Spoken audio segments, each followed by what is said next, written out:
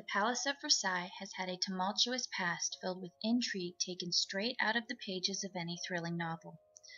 What most spectators of this most exquisitely constructed and decorated palace do not realize is that some of the most marvelous and delicate details spawned from one man and his ever-intensifying hunger to exude his own greatness.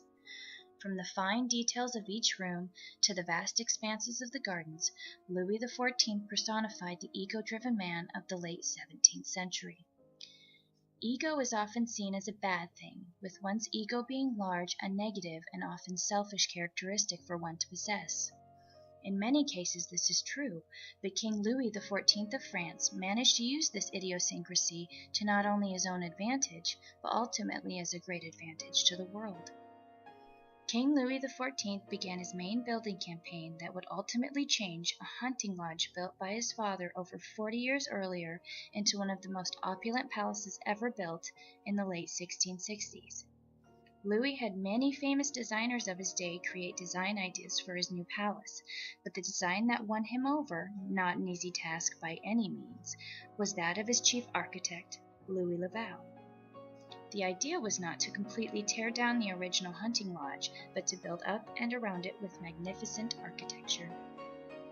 Some see this as one of the first signs of Louis's ego rearing its monstrous head. He didn't want to demolish the past, but instead keep it as a direct comparison of his greater stature and power. All that remains of the lodge is the Cour des Marbres, the inner court facing the main entrance. The great distance from the main palace is also thought to symbolize the distance Louis wanted to put between him, his past and future, and any who wished bad tidings upon him.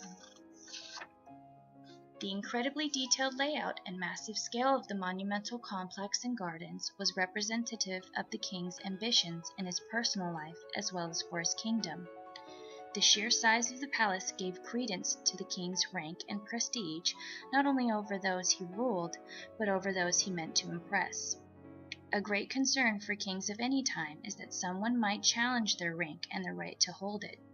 The Palace of Versailles stands as a beacon of King Louis's right to the throne as well as his proficiency in carrying out his duties. The king's grand apartment was filled with 7 rooms, each named after or dedicated to a planet. His own personal bedroom was named after the sun god Apollo. Louis found that he identified with Apollo, almost immortalized him here on earth, and therefore set out to make his most lived and sacred space within the palace a shining monument to his own godliness. The richness of the radiant golden moldings and blood-red walls are meant to give the inhabitants of the room the surroundings of a god who deserve them. The king took his idea of his own holiness to a whole new level by forcing his own courtiers to not only attend his rising from bed every morning, but also his setting at night. His ego not only allowed for his own comparison to a god, but to an actual star seated within the heavens as the literal center of our universe, as he saw himself.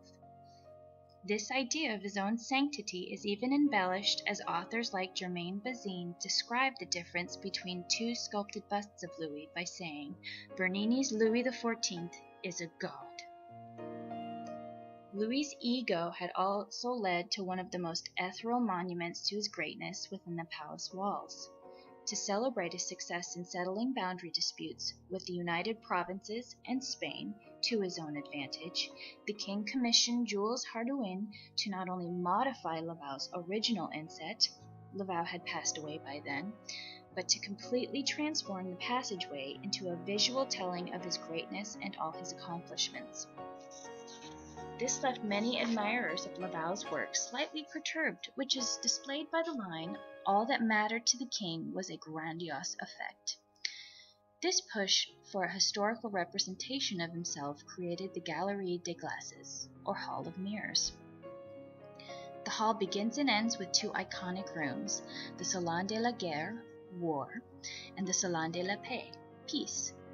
This is ironic as well as telling of the king's arrogance due to the fact that the hall was built to celebrate his military victories over his foes while announcing peace as you enter.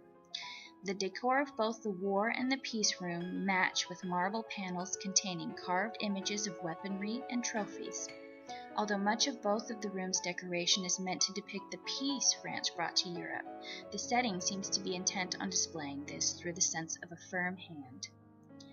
30 scenes in the arch, painted by Charles Le Brun, a famous Parisian painter, depict the first 18 years of his rule. In these murals, all of the gods of Olympus gather around the king as if not only to support him and his endeavors, but to lift him up to a place of prominence. Le Brun's use of compositional tricks with narrative scenes did not finish quite as well as he had hoped. He blended architectural and sculptural elements in a way that seemed to lack confidence. Many people have attributed this chink in an otherwise flawless suit of armor that was Le Brun's lifetime of work to the fact that his original design was abruptly thrown out by Louis and his impulsiveness.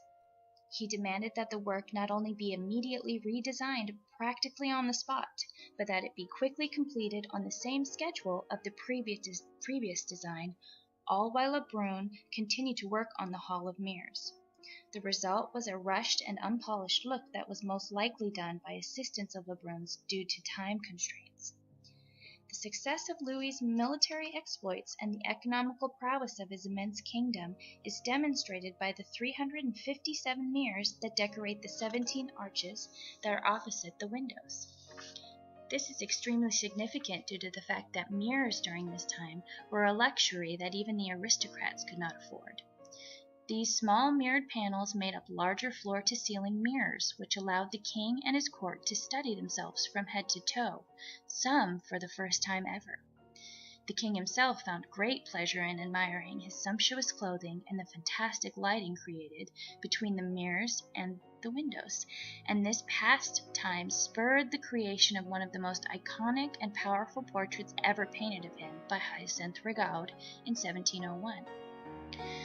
The oil and canvas painting by Rigaud portrays the king in his blue velvet coronation robes that were studded with gold fleur-de-lis, the flower of France, and white ermine lining.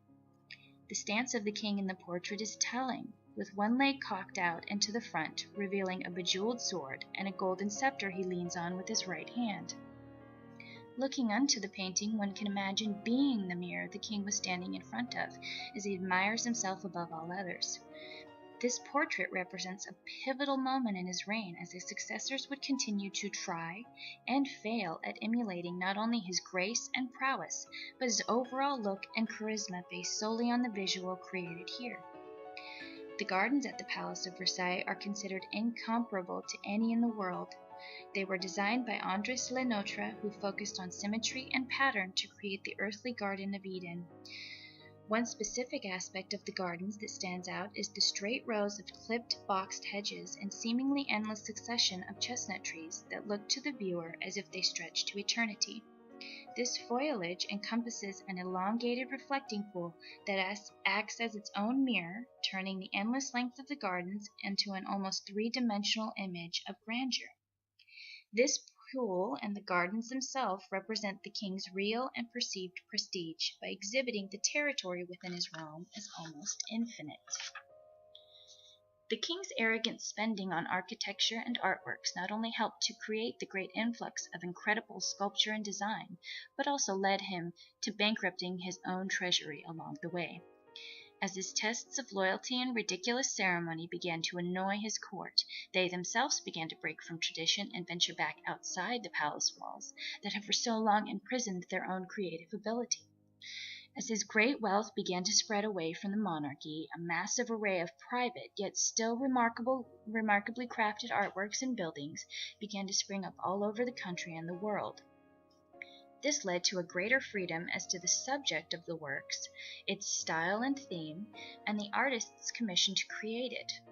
Even with Louis's epic failure at the task of sustaining his own power and rule within his court, he still managed to incite astounding creativity, and with that his ego once again failed him, but aided the world. Throughout the history of the human race, many great empires, monarchies, and governments have toppled at the superior weight of a single ego. This particular downfall affects not only those in power, but more specifically any and every mortal that calls Earth home. The word ego itself has taken on maniacal connotations due to the extravagant disasters that seem to befall those who possess it in great bulk, But the moral of this story is that even the worst characteristics of the human psyche can and have been used for the betterment of the world. King Louis XIV was not the greatest leader to ever don a blue velvet gown, and let's be honest, it's a gown. And his ego did get in the way of France's ultimate prosperity, but his ego also spurred on his compulsion for great and lasting monuments in the form of painting, sculpture, and architecture. It may have led to his downfall, but it also created the Palace of Versailles that still to this day contains some of the greatest works the human eye has ever beholden, and for that any patron of the arts in the world will be forever in his and his ego's debt.